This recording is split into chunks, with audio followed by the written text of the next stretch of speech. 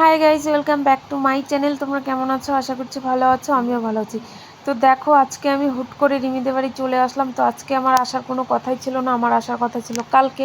তো একটা সমস্যার জন্য আমার জায়ের কথা আসার কথা ছিল, তো আমার যা আসতে পারিনি, তাই আমাকে আসতে হয়েছে বাধ্য হয়ে। কি করব?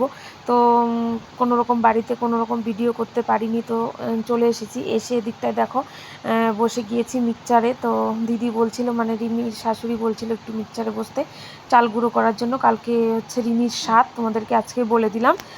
আর হচ্ছে দিকটা চাল গুঁড়ো করছি এগুলো পিঠে বানানোর জন্য। তো সব কাজ, বেশিরভাগ কাজটাই আগের দিন আর কি করে রাখা হচ্ছে আর কি। তারপরে দিকটা দেখো গাছের গুঁড়ি দিবে, আরও কি কি জানি বলে সেটা করবে। তো এখানটায় 16টা কলা দিয়েছে, মানে কলা চাকচাক করে কেটেছে, হলুদ, তারপর আদা, তারপর হলুদ, লবণ, অনেক কিছু দিয়েছে। এগুলো দিয়ে আমাদের করতে হয় স্বাদ বলো, বিয়ে বলো, এগুলো বিয়েতে যেরকম করতে হয় স্বাদের অনুষ্ঠানে সেরকম করতে হয়। তারপর দেখো এদিকটা আমি রান্না করতে চলে এলাম। তো এদিকটা রান্না করছি মুগ ডাল, তারপর হচ্ছে মিষ্টি কুমড়োর ভাজি, পাঁপড় ভাজি, আলুর বড়া, তারপর হচ্ছে এদিকটায় আলু দিয়ে সয়াবিন নিরামিষ। তো আজকে পারনা করেছে। তো আজকে ছোট্ট একটা মিনি ব্লগ করলাম। তো ভিডিওটা তোমাদের কেমন লেগেছে কমেন্টে জানিও। দেখা হচ্ছে নেক্সট ভিডিওতে। আর কালকে হচ্ছে রিমির স্বাদ।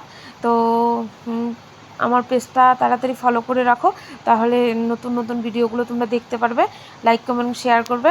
তো চলো, আজকের জন্য টাটা, এখানটায় বাই। তারপর খাওয়া দাওয়া করবো, আর কোনো রকম কোনো ভিডিও করবো না।